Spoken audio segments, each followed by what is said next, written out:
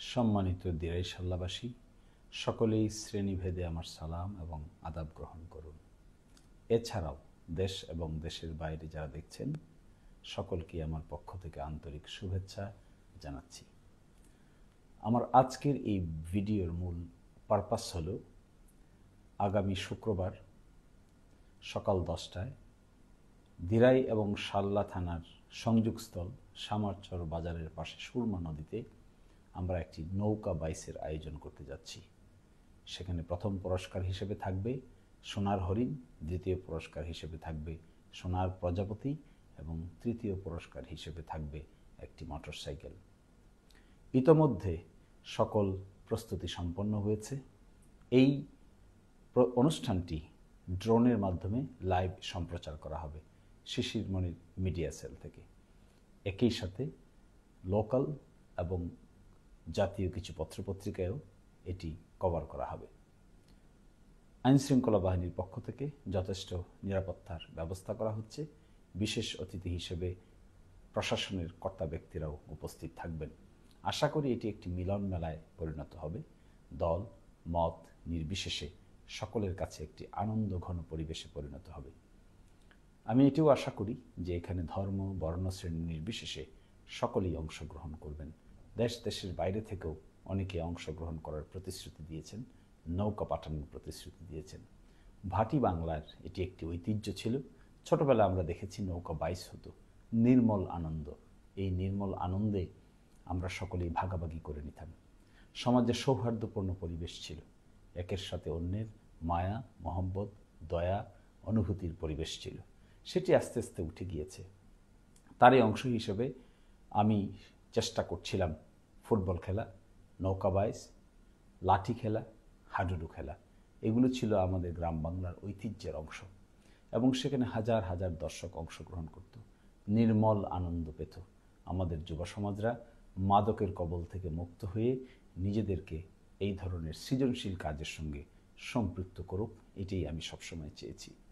আমি আজকে আপনাদের সামনে কৈফিয়ত দিচ্ছি কেন আমি এই আয়োজন করতে যাই, এই করতে গিয়ে কী পরিশ্রম হয়, কত ধরনের খরচপাতি সংশ্লিষ্ট থাকে, অনেক বেশি পরিশ্রম করতে হয়, একের পর এক চিন্তা করতে হয়, ভাবনা করতে হয়। তারপরেও আমি এটি নেই যে আমার এলাকার মানুষেরা যেন এটিকে একটা এক্সাম্পল হিসেবে নেয়, যেখানে ফুটবল খেলা হবে, নৌকা বাইস হবে, ঘোড়দৌড় হবে, একই সাথে এখানে লাঠি খেলা হবে, একই সাথে এখানে আস্তে আস্তে আমরা হাডুডু খেলা কাবাডি খেলার পরিবেশ যেন করে তুলতে পারি। আমার কাছে মনে হয় এই সমাজকে গঠন করতে গেলে শুধুমাত্র রাজনৈতিক বিভাজনের ভিত্তিতে সমাজে যে বিষ বাষ্প ছড়িয়ে গেছে তার থেকে সমাজকে রক্ষা করা দরকার। এটি আমাদের নৈতিক দায়িত্ব। এই society must be protected from the viruses.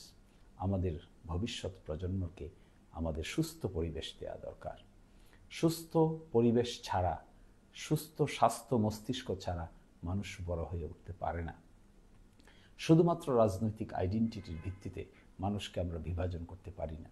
ধর্মীয় আইডেন্টিটির ভিত্তিতে কাউকে আমরা বিভাজন করতে পারি না। পোশাকের আইডেন্টিটির ভিত্তিতে কাউকে আমরা বিভাজন করতে পারি না। উঁচু নিচুর পরিচয়ের ভিত্তিতে কাউকে আমরা বিভাজন করতে পারি না। সমাজের মধ্যে সৌহার্দ্যপূর্ণ পরিবেশ দরকার। একের সাথে অন্যের বিশ্বাসের সম্পর্ক গড়ে ওঠা দরকার, ভালোবাসার সম্পর্ক গড়ে ওঠা দরকার। এটি আমাদের জন্য সবচাইতে বড় প্রাপ্তি হবে যদি আমি অন্তত আমার এলাকায় মানুষদের মধ্যে সৌহার্দ্যপূর্ণ পরিবেশ ফিরিয়ে আনতে পারি। তারই একটি অংশ হিসেবে নৌকা বাইস। এই নৌকা বাইস আগামী 8 তারিখে অর্থাৎ আগামী পরশুদিন অনুষ্ঠিত হতে যাচ্ছে সামারচর এলাকায়।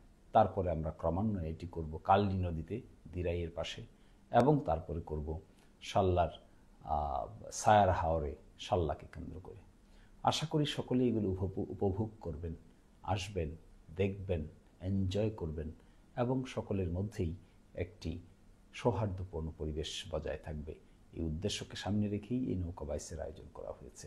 আশা করি যে যেখানেই আছেন ভালো থাকবেন। এই নির্মল আনন্দে অংশগ্রহণ করে আমাদেরকে আরও অনেক বেশি উৎসাহিত করবেন, যুব সমাজকে উৎসাহিত করবেন, তাদের কর্মকাণ্ডকে সম্মুখ পানে অগ্রসর করে দেবেন। ভালো থাকবেন, সুস্থ থাকবেন। আল্লাহ হাফেজ।